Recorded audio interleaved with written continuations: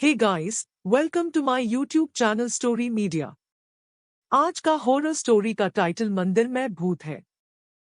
आज मैं बहुत ही खुश हूँ क्योंकि आज पूरे 11 साल बाद अमेरिका से मेरा दोस्त अपनी पढ़ाई पूरी करके वापस लौट रहा है। उसने भौतिक शास्त्र के विषय पर पीएचडी की हुई है। उसका मानना ये है कि दुनिया में जो भी कुछ हो रहा है उसमें कहीं ना कहीं फिजिक्स छुपा हुआ होता है। खैर जो भी हो, पर इस कहानी में ऐसा तो क्या हुआ कि उसकी फिजिक्स भी काम नहीं आई। चलिए आज हम पूरी कहानी बताते हैं। जब वो अमेरिका से वापस आया तो सीधा मुझसे मिलने के लिए मेरे घर पे आ गया और आकर ही मुझसे गले मिल गया। मैं भी उसे देखकर बहुत खुश हो गया। मैंने बोला, अरे शिवम, अमेरिका से कब लौटा? मुझे बताया भी नहीं, आज ही लौटा हूँ। तुम्हें सरप्राइज देना चाहता था इसीलिए मैंने तुम्हें नहीं बताया। और बता, क्या हाल चाल है? घर में सब कैसे हैं? मैंने कहा सब बढ़िया है और घर में भी सब अच्छे हैं। तू बता, तू कैसा है? तुम्हारी पढ़ाई पूरी गई क्या? हाँ, मेरी पढ़ाई तो कंप्लीट हो गई और अब मैं हमेशा के लिए इंडिया वापस आ गया हूँ। अब हम दोनों मिलके खूब मस्ती करेंगे। मैंने कहा, ठीक है, पर आज तुम्हें मेरे घर पे खाना खाने के लिए आना पड़ेगा। वो बोला, जरूर आऊंगा, और है उसके बाद हम कहीं घूमने के लिए जाएंगे, कुछ तूफानी करेंगे, ठीक है ना? मैंने बोला, ठीक है। उसके बाद हम दोनों ने रात को खाना खाने के बाद हमारे गांव के पुराने मंदिर में घूमने के लिए गए। मैंने बोला, शिवम, क्या तुम्हें पता है ये मंदिर बहुत ही ज्यादा प्रचलित है? उसने हैरान होके बोला, ओ तो ये है तुम्हारा तूफानी अंदाज। क्या यार तुझे कोई अच्छी जगह नहीं मिली कि तू मुझे यहाँ ले आया? मंदिर? मैंने बोला, तुम चलो तो सही, बहुत मजा आएगा। लोगों का मानना यह है कि यह भूत प्रेत जैसी आत्माएं रहती है। शिवम, क्या सच में यहाँ पे भूत है? क्या तुम भी मजाक कर रहा हो? मैं नहीं मानता। मैंने बोला, ठीक है, हम दोनों साथ में जाते हैं और पता लगाते हैं कि सच में भूत है कि नहीं।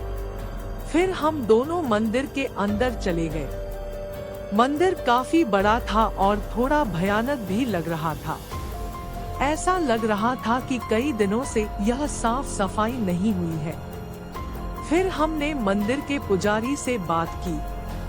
पंडित जी, हमने सुना है कि यहाँ आसपास कोई भूत का निवास है, क्या यह बात सही है? यह सुनकर वो पुजारी हमको घूरने लगा और बोला, चले जाओ यहाँ से, ये जगह तुम्हारे लिए सही नहीं है। मैंने बोला, क्यों पंडित जी? पंडित जी, आओ मेरे साथ, मैं आपको बताता हूँ।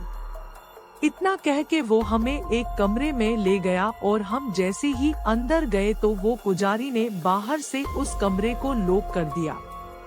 यह देखकर मैं और मेरा दोस्त शिवम घबरा गए। वहाँ पे अंदर जाके देखा तो हमारे तो होश ही उड़ गए। वहाँ उस रूम के अंदर कई सारे कंकड़ और हाड़पिंजर पड़े थे और बहुत ज्यादा गंदी बास आ रही थी। उतने में ही पीछे से दो बड़े और भयानक दिखने वाले आदमी आए। उन्हें देखकर ऐसा लग रहा था कि वो कोई साधारण इंसान नहीं बल्कि मांस और खून पीने वाले नरभक्षी है। यह सब देखकर हम बहुत डर गए। हमने तो मान ही लिया था कि अब हम जिंदा नहीं बचेंगे। फिर उन दोनों ने हमें कस के पकड़ा और हमें एक कोने में गए। फिर हम दोनों बहुत चिल्लाए, बचाओ बचाओ, लेकिन कोई बचाने के लिए नहीं आया।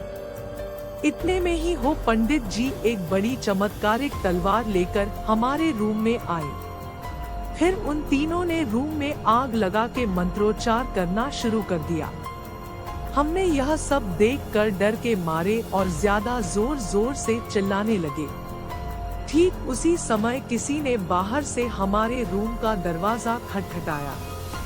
दरवाजे की खड़खड़ाहट सुनकर उन तीनों ने रूम की आग बुझा दी और दूसरे कमरे में चले गए। हमने तुरंत ही उठकर उस रूम का दरवाजा खोल दिया। दरवाजे के सामने उस मंदिर के ट्रस्टी और आसपास के रहने वाले लोग खड़े थे। हम कुछ बोले उससे पहले उन लोगों ने हमें धमकाना शुरू कर दिया। तुम दोनों कौन हो? यहाँ मंदिर में चोरी करने के लिए आए हो? सच बताओ वरना हम पुलिस को बुलाएंगे। हमने सब सच बता दिया, लेकिन उन लोगों को हमारी बातों पे भरोसा नहीं हो रहा था, बल्कि उल्टा हमें डांटने लगे। तुम दोनों क्या बोल रहे हो? नशा करके आए हो क्या? ये मंदिर कई सालों पहले खंडेर हो चुका है, यहाँ कोई पुजारी नहीं है।